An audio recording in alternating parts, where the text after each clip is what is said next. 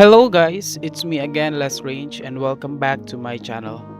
Since some of you have been asking me about my PvE build, I decided to make this video for you guys. I hope you enjoy it. Let's go! Start muna tayo sa stats natin. Stat natin ay 99 STR, Vit 67, In 38, and Dex 44. Yan siya. Wait, tanggalin natin yung wala na palang buff yun. Yan yung raw stat natin. Nagtataka kayo kung bakit mababa, kasi naka def feathers ako. Parang mas mabilis ako magpalit ng PvE to PvP. Yan yung feathers natin. Pakita natin yung feathers. Yung pa din, yung pang PvP ko, yung pa din yung feathers. Wala akong pinalitan.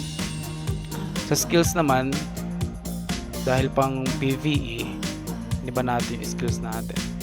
Ito yung skill sets natin. I-post nyo na lang kung kailangan.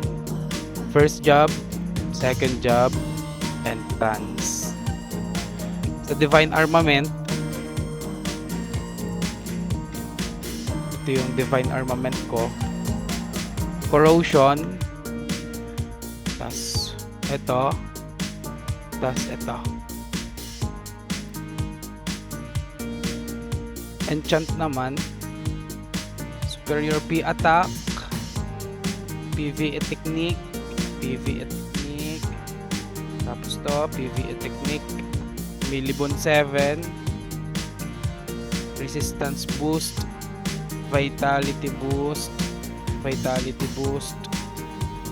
Quicken City para sa cooldown natin. Ito naman medyo mababa to, papalitan ko pa yan. Tapos to, papalitan ko to ng Superior P attack. Wala kasi akong magandang enchant pa dito sa dalawang to. Equips naman, nagpalit tayo ng accessories kasi 'di ba? PvE.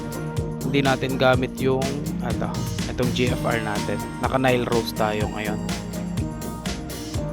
So yan yung ating equips. Sa cards,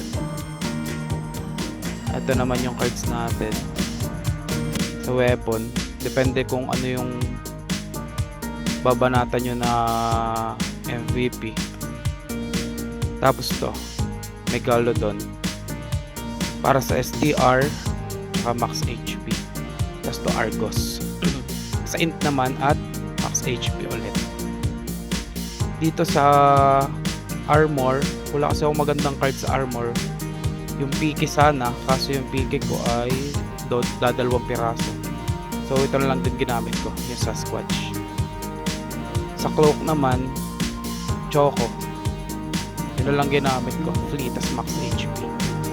Tapos taking damage has 2% chance to avoid the damage. Level 2. Sa boots,